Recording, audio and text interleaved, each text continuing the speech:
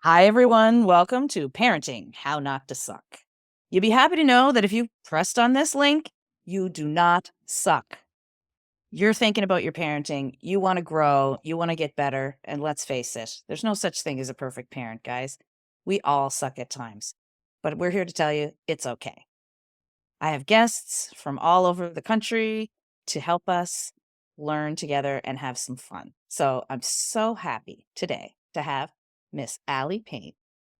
Allie was the smart, fun girl on the outside and a frantic, anxious mess on the inside. Going from an award-winning student athlete to detention and failing out. How many have felt like that? She spent the years healing the pain of dysfunctional family relationships, including an eating disorder, suicide attempt, and ADHD diagnosis, to break the cycle raising her own sons.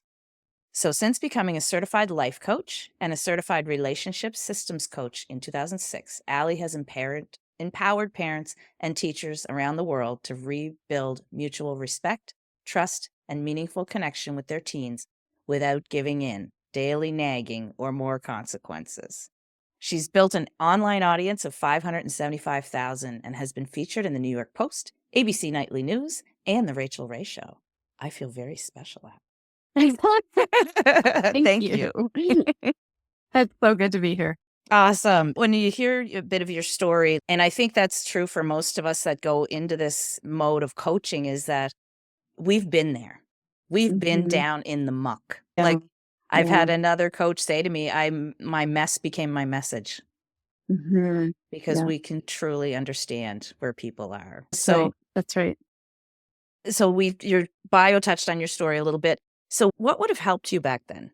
When you were in that mess? It would have helped me if any adult in my life, would have seen me as a person rather than a performance. If anyone would have seen me as something outside of my athletic performances, the goals I scored, the hoops, the kills, the serves, and if someone would have seen me a teacher, perhaps beyond my grades, my attendance or lack thereof, my assignments, quizzes, if someone would have seen me more than just what I was outputting, to notice what was dramatically different from my previous 3 years of high school, and said, instead of saying, "What's wrong with you?" Instead of saying, and said to me, tell me what's going on for you. I needed desperately to be seen. Absolutely. And I think that leads me to my next question is that's happening with our teens today, that external validation. And I've even seen it in the elementary schools that children today are basing their value and their worthiness on external factors.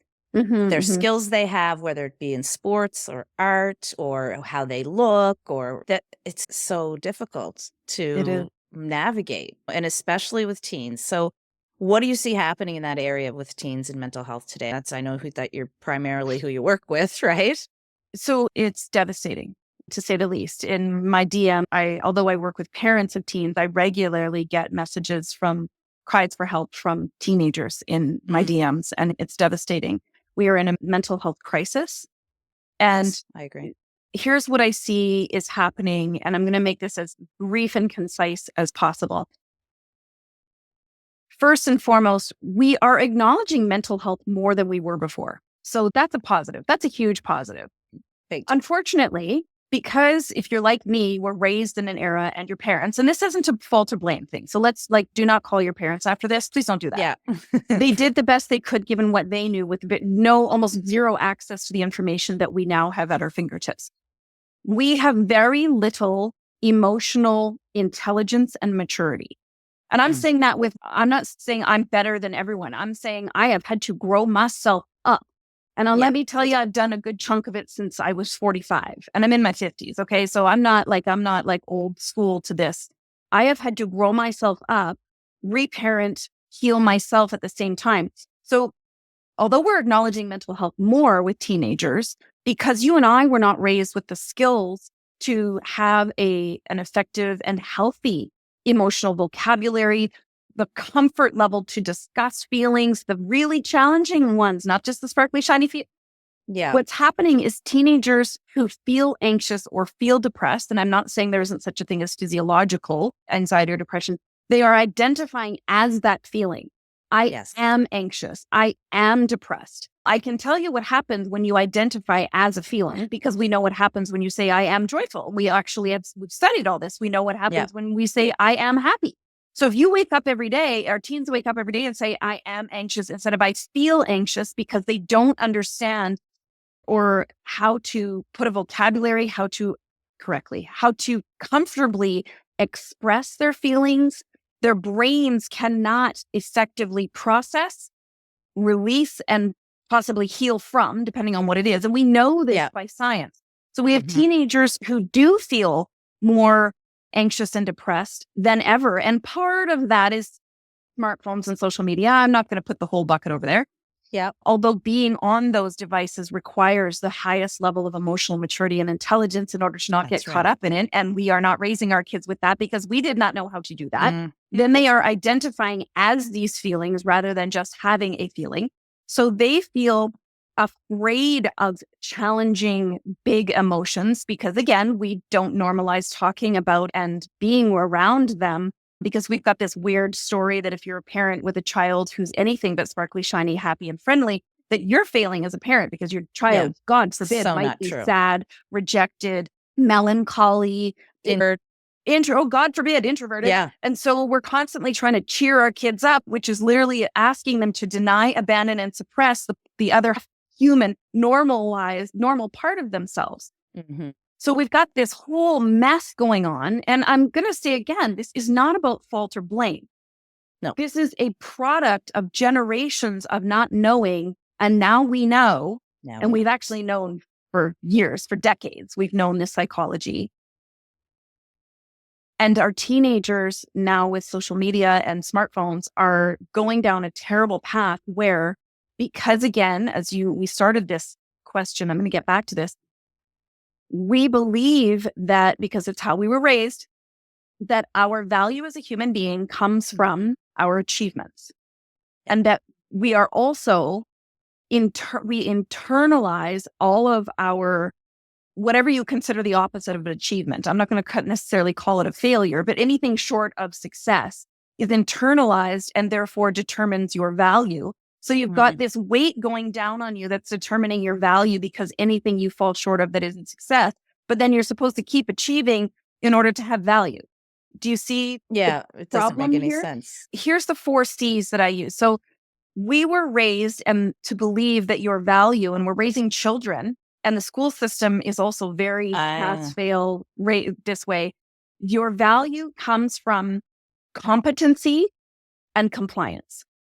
And your children are the same. The more competent they are, as in get good grades in school and have all the good friends and have the teachers like them, the more competent they are, and including life skills, etc., and the more compliant they are, as in do what you were asked, respect authority, never ever speak up, don't have any needs or thoughts or yourself, just do what you're told. That makes you a whole and successful human being. And we know that actually tanks mental health. It creates wild, anxious attachment. It sets up all their future relationships to fail. It tanks their self-confidence, their self-esteem. Yep, for all sure. of it. Yeah. What we know is that we need to be inclusive of connection.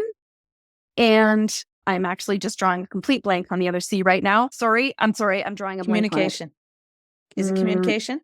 No, there's capacity. It's like capacity and connection. So basically what compassion and connection is that there is, without those 2 C's, which are deemed as snowflake, soft, pansy, I'm not weak, except that's the thing that actually makes us uniquely human, which is our feelings and emotions.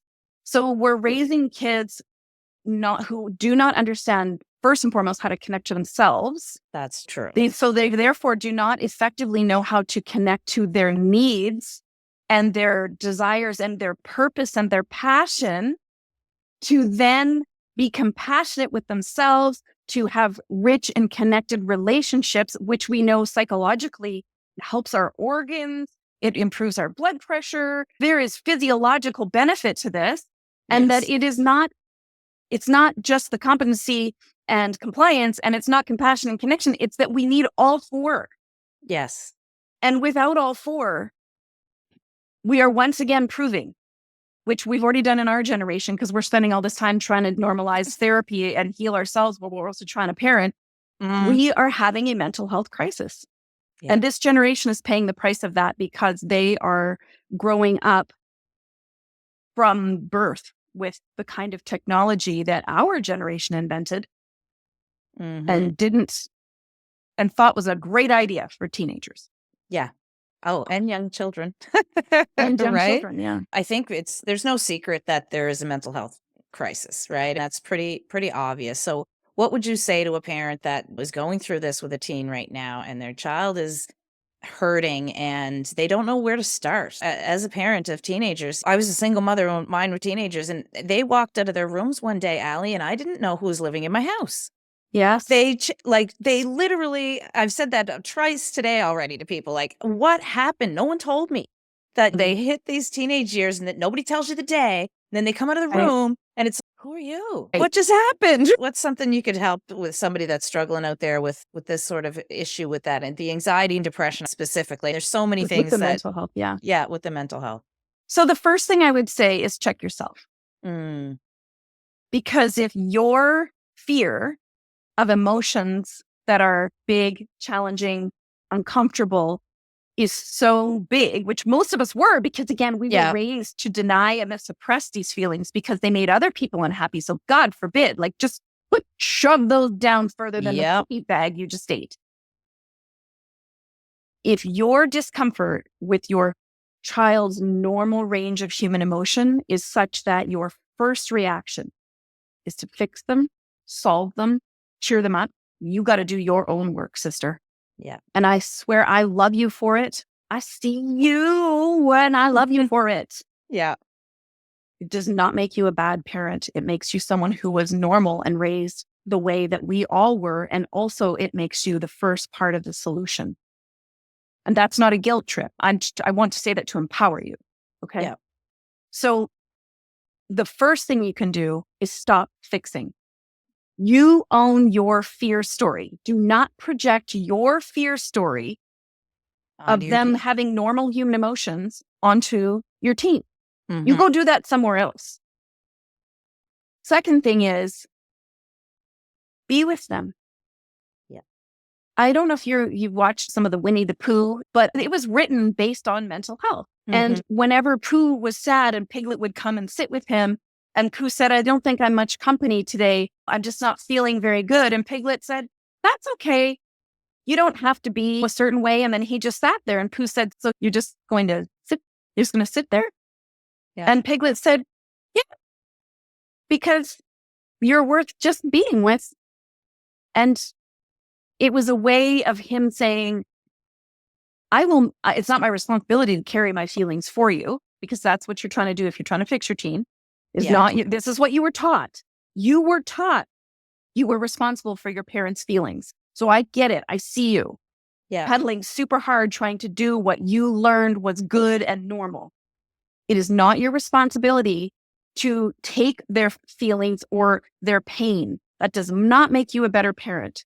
It is your job to be with them in their pain, walk beside them, okay, and say, it's okay. Because again, we need to start normalizing feelings in order for our brains. And again, the Nagoski twins, they've studied this, and multiple other psychiatrists, psychologists, social workers. We must be able to effectively express a feeling. And that is messy. Yeah. And we see it in the toddlers all the time. We have to name it to tame it. We have to feel it to heal it.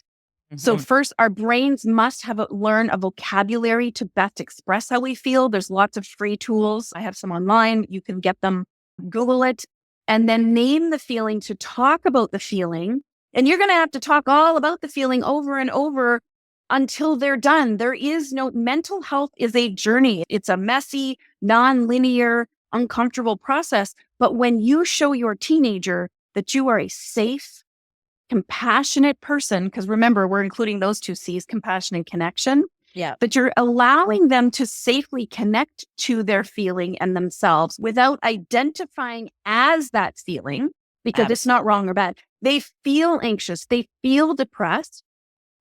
You can be curious, but not interrogating. And remember, the teen brain is often, I don't know. And that's true because of the adolescent brain development. They're not trying to mess with you. They really don't know. They often don't know. Also, so you can be with them. You can empathize. You can normalize. Just park your fear story somewhere else. Remain calm and regulated and let them know it's okay to have a full range of human feelings. That's number 2. Number 3 is you can normalize your own struggle. And this is huge. so important. When your teenager's feeling anxious or depressed, it is not going to drive them further down the rabbit hole by talking about that feeling, although that's what you and I were taught. Yes. Okay. It is actually the way that their brain needs to bring it to the surface. Like when you boil stuff off, all the goo, all the gruck comes to the top. You got to talk about it. You got to put some heat, let all the guck come to the top before you can skim it off and get rid of it. That's all they're trying to do. That's right. So stop trying to put the lid on and turn the heat down and stop it from happening, because that's a mental health crisis. So normalize when you felt, and it could be that you had a big project at work and you weren't sure if you were going to meet the timeline. If your teenagers don't see you having a normal, full human experience and they don't hear you discussing, and this is not putting your feelings on them. This is just normalizing. I felt really anxious this last week, this big project. I didn't know if we were going to meet the timeline. I was having trouble sleeping. I stopped my routine of walking or working out. I found it so hard. And then whatever happened, and I just know it was hard and I did my best, or I learned this, or I know now I need to ask for this. If you are not normalizing the full human experience, you are demonizing their mental health because they don't see you have it. So they see you as this shiny, sparkly, friendly, mostly suppressed person, because that's what we learned. Yeah. Suppressed person who doesn't have hard feelings. So that then your teenager feels even more afraid, so afraid of these feelings, as if those feelings are bigger than them. Yes. No? And that is number 4. If you fear your teenager's feelings, you cannot be of support. Here's my example. When they were a child and they thought there was a monster in the closet or under the bed, and you went into their room and maybe without them and made lots of banging noises and were like, you won't get my kitten. That's it. It's safe in there now. You were bigger than the monsters under their bed. You were bigger than the monsters in their closet. Yeah. If you had said, I'm afraid of that monster too, I can't help you. Oh, the kid. How do you think your 2 or 3-year-old, 4-year-old, 5-year-old would have reacted? Now, their big person, you're their big person, is no longer of support because you are more or equally afraid than they are. This is no different. Yeah. If you are now, and I say this with all due, my compassion for parents whose kids are self-harming or eating disorders. And of course you are afraid. Of course you are. I need you to be afraid away from your child. Yeah. I need you to scream it out, cry it out, and go do that fear. You allow yourself the space to do that fear away from them. Because when they are afraid of their feeling, what they need is for you to come to them and say, I am not. Yeah. And that's okay. That right now it feels bigger than you. It's okay. I am here and I am not afraid of that feeling because I know you are bigger than it. I know that we will get through this. Not, oh my gosh, we have to go to the doctor. Yeah. And again, I understand that, but those are my 4 things that you must do to show your teen that you are safe, that you are an ally, and it is normal. And those things, as scary and awkward and uncomfortable as they are proven to increase mental health, and your teenager is more likely to build self-confidence Yeah. and to have all of those feelings, but not be taken down by them.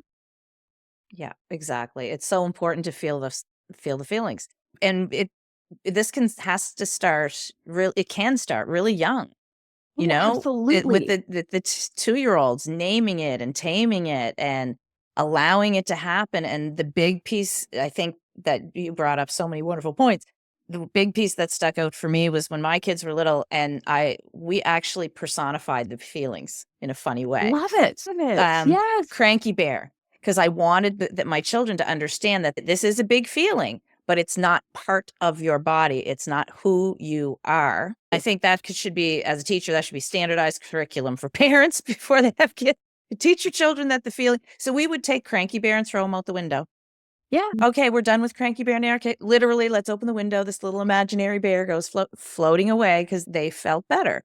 And obviously, that's not going to work with our teens. But acknowledging and that modeling piece, Allie, so important. Normalize, Teens, normalize. yeah, talk about your life, your struggles that you're happening, model for them.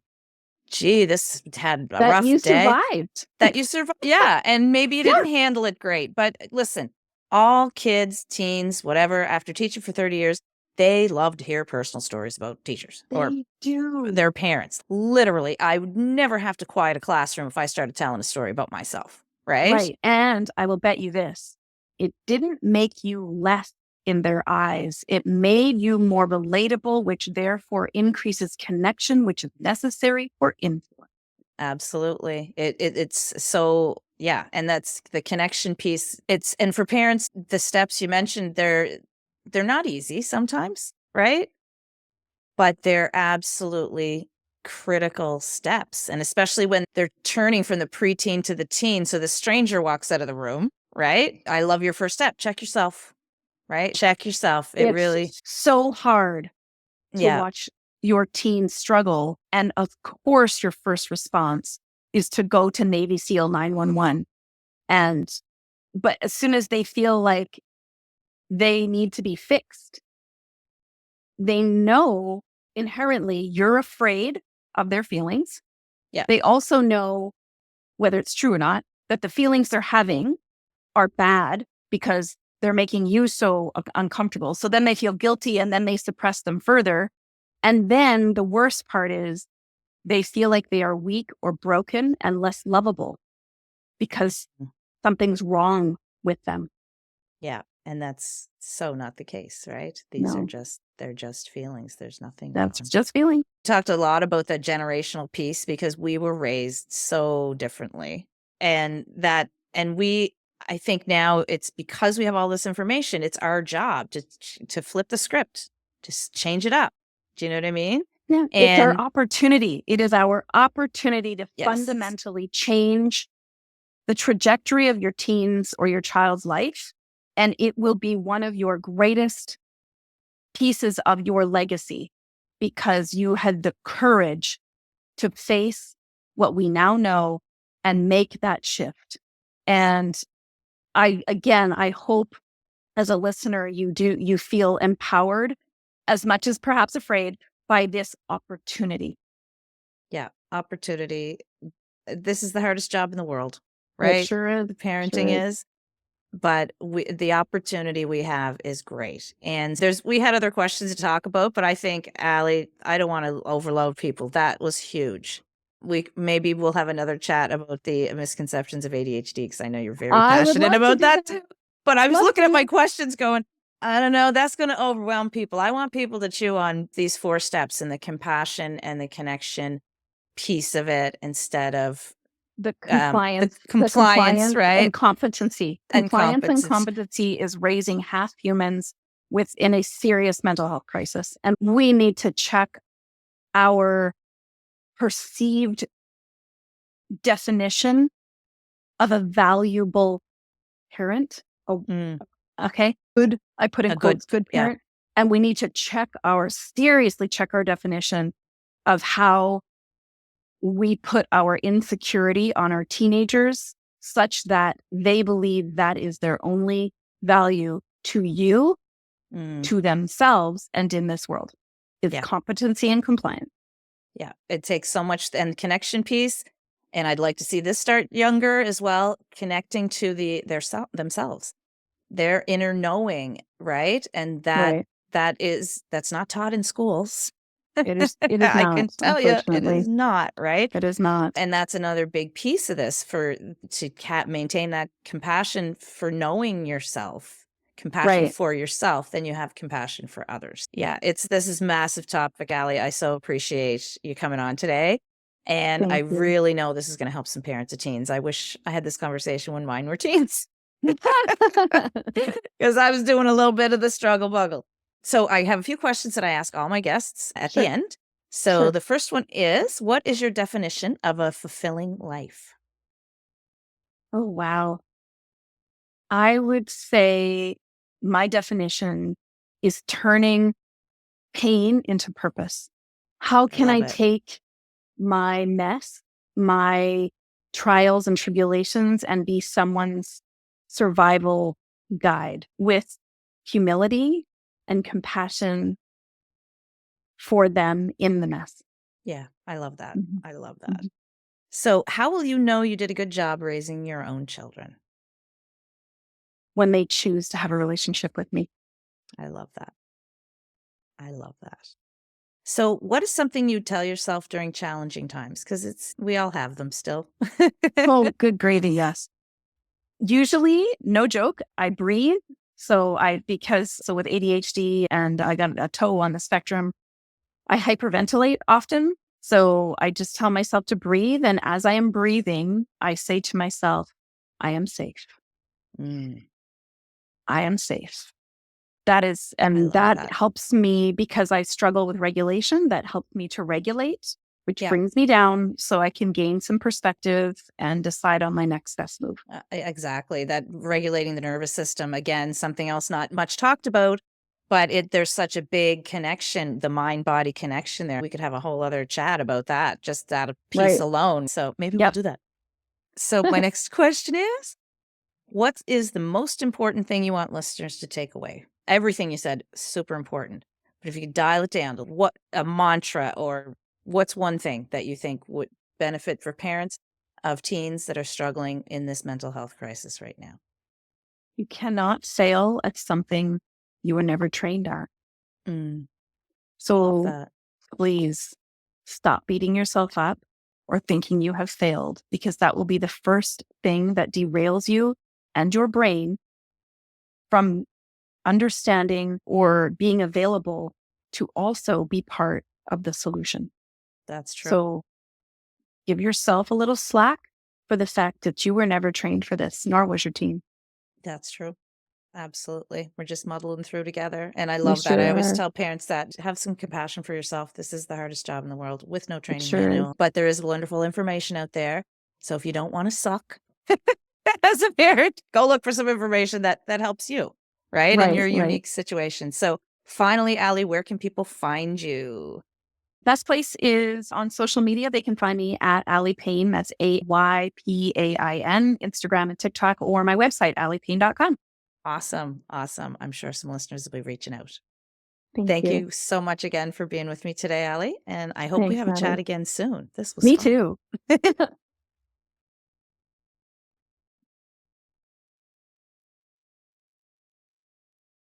So glad you're still here. You do not suck as a parent. But I want you to know about something that we've created. The coaches and the experts that you see in this show, we've gotten together and we've created a community. It's called the Powerful Parenting Collective, where you as a parent can enter our group and have access to many of the experts that you see on the show, to private message them, to have a quick little video chat before you decide to hire them to help you in your parenting journey. Or maybe you decide not to do that.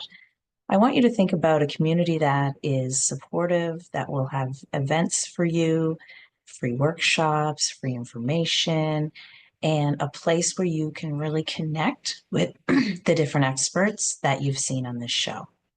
So click the link below and join us. Basically, think of it like a shopping mall for parents. We hope to see you there.